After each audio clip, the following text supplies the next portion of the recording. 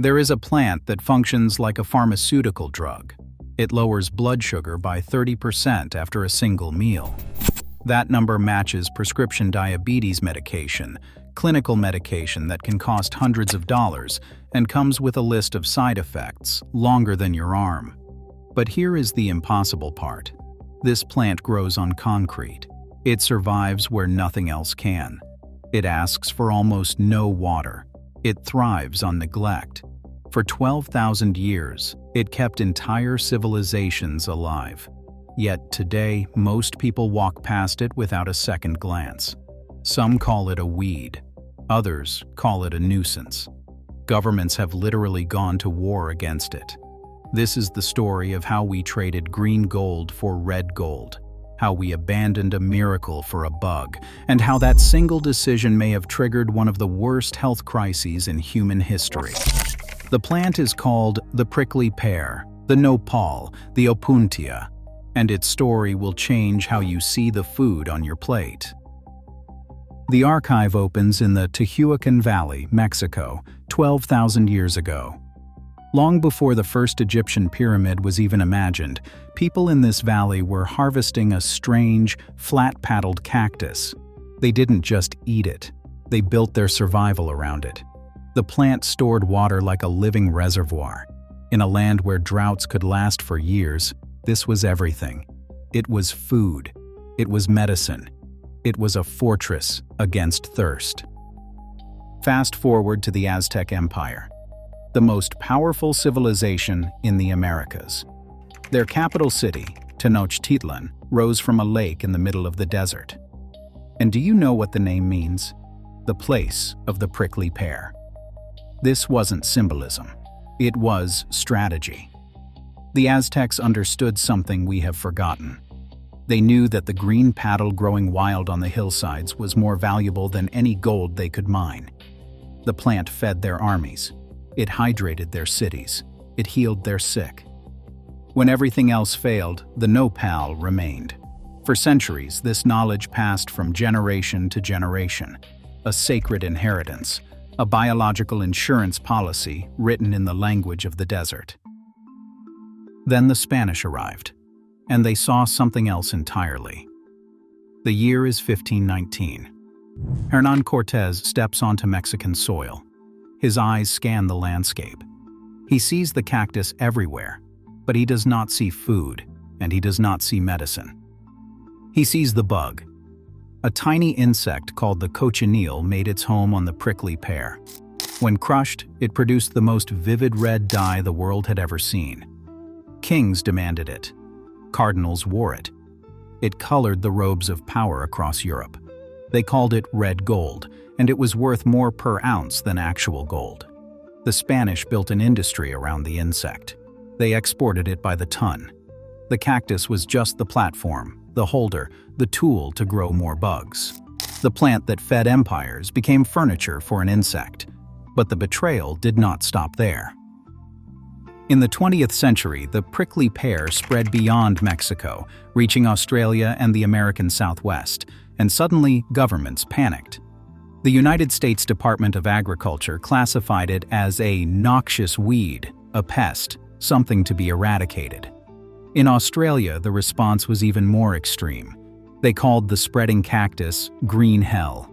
They sent in literal military tanks to crush the plants. When that failed, they imported moths from Argentina to devour it. The war on weeds became official, and the prickly pear was enemy number one. Meanwhile, something terrible was happening to the people who had once depended on it. The Tohono O'odham nation lived in the Sonoran Desert for thousands of years. They ate the nopal as a staple. Diabetes among them was virtually non-existent. Then came modernization.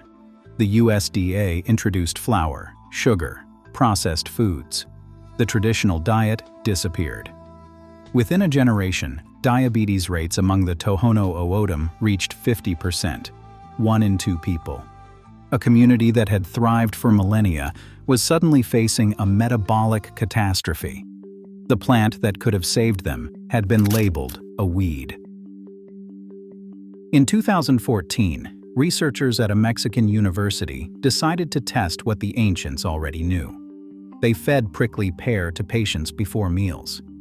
The results stopped them cold. Blood sugar dropped by 30% after a single meal. No pills, no injections, just a plant that grows on concrete. The secret is something called mucilage, the slime, that thick, viscous gel inside the paddle that most people find unappetizing. Here is what it does. When you eat the nopal, that mucilage expands in your stomach. It coats the walls of your digestive tract like a protective film. Carbohydrates get trapped in that gel. Instead of rushing into your bloodstream all at once, glucose is released slowly. Spikes become curves. The metabolic chaos calms down. It is not magic. It is biology. And we ignored it for 500 years. But the science does not stop at blood sugar. The prickly pear uses CAM photosynthesis. Most plants breathe during the day.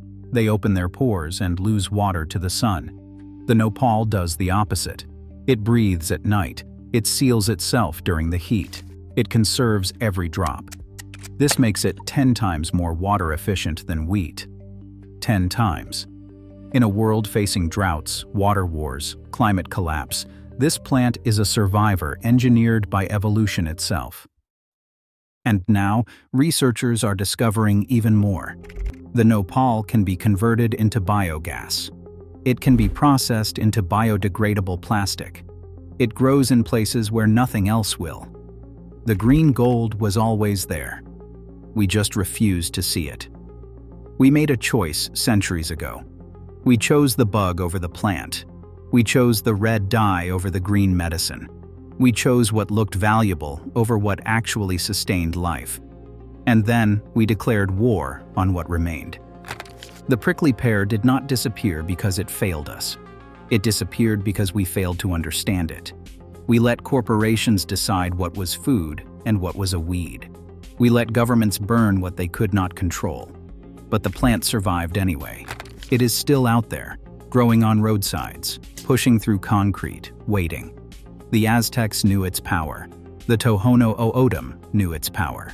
And now, finally, modern science is confirming what indigenous wisdom held sacred for 12,000 years.